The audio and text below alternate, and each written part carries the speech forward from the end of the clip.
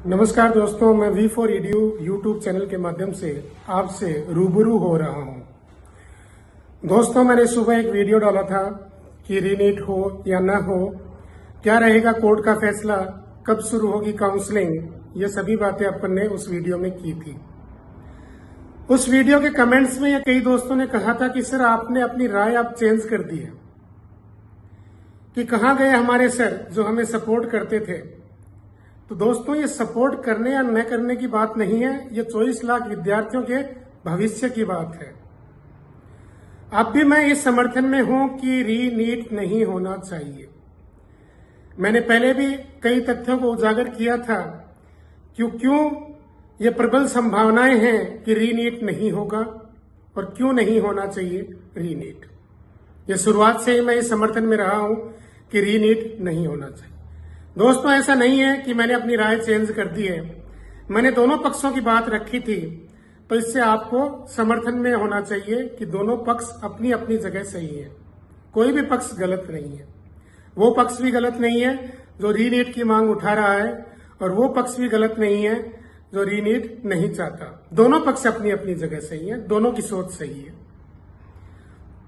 दोनों पक्षों में से मैं उस पक्ष का अधिक पक्षदार हूं जिन्होंने ये कहा है कि रीनीट नहीं होने चाहिए, क्योंकि दोस्तों उस पक्ष में ऐसे लाखों विद्यार्थी हैं जिन्होंने दिन रात मेहनत की है, कई घंटों मेहनत की है, लगातार नीट की एग्जाम की तैयारी की है और अपने डॉक्टर बनने का सपना पूरा किया है। लेकिन वो डॉक्टर बनने का सपना अब अधरझूल में लटक गया है कि नीट होगा या नहीं होगा। दोस्तों, नीट हुए कई महीने हो गए, लंबा टाइम बीत चुका है।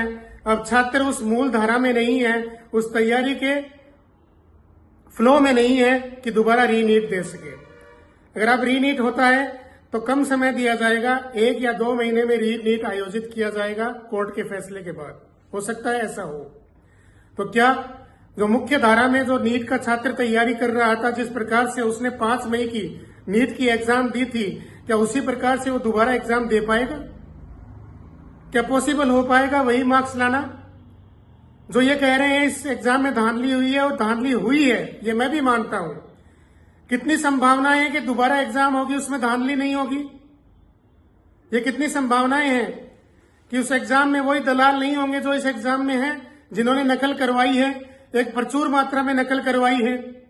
कई कांड अपने सामने आए हैं, कई प्रकार की पुलिस कार्रवाई हुई है, सीबीआई कार्रवाई चल रही है, लोगों को पकड़ा जा रहा है। तो क्या संभावना है कि अगर दोबारा रीनीट होता है तो उसमें धांधली नहीं होगी? कितनी संभावना है कि धांधली नहीं होगी उस रीनीट में? प्रचुर मात्रा में धांधली नहीं होगी, बहुत से लोग उस कांड में भी लिप्त होंगे, दोबारा भी धांधलियां होंगी। कि कितना उचित है कि रीनीट करवाया जाना चाहिए। तो दोस्तों, मैं दोनों धड़ों के पक्ष में हूं कि रीनीट होना भी चाहिए और नहीं होना भी चाहिए, लेकिन मेरा ज्यादा पक्ष है कि रीनीट नहीं होना चाहिए, क्योंकि लाखों लोगों की मेहनत है इसके पीछे, लाखों लोग सही है इसके पीछे। मेरे एक काबिल दोस्त ने मुझे बताया कि सर 23 लाख लोग तो सही है, 23 लाख बच्चे तो सही है, और 1 लाख जो ऊपर वाले बच्चे हैं वो सारे ही फर्जी है। क्या ऐसा संभव है कि सारे ही फर्जी हैं? हो सकता है कुछ हजार बच्चे फर्जी हों, तो उसके लिए सीबीआई जांच चल रही है। अब मैं सीबीआई जांच की बात करता हूं तो आप लोग कहते हो कि सीबीआई जांच तो बहुत लंबी चलेगी। सर, सीबीआई जांच तो सरकार की ओर से होती है, सरकार जैसा चाहेगी वैसा होगा। ऐसा नहीं है दोस्तों, अपने को सीबीआई पे भरोसा होना चाहिए, सुप्रीम कोर्ट पे भरोसा होना चाहिए, सरकार पे भरोसा होना चाहिए।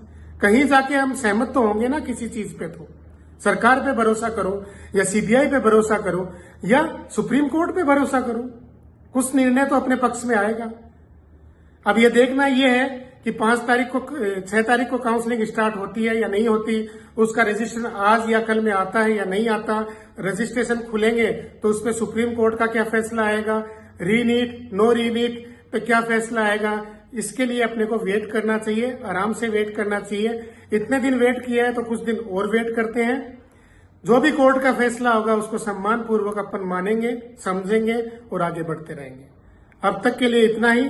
जय हिंद, जय भारत, नमस्कार।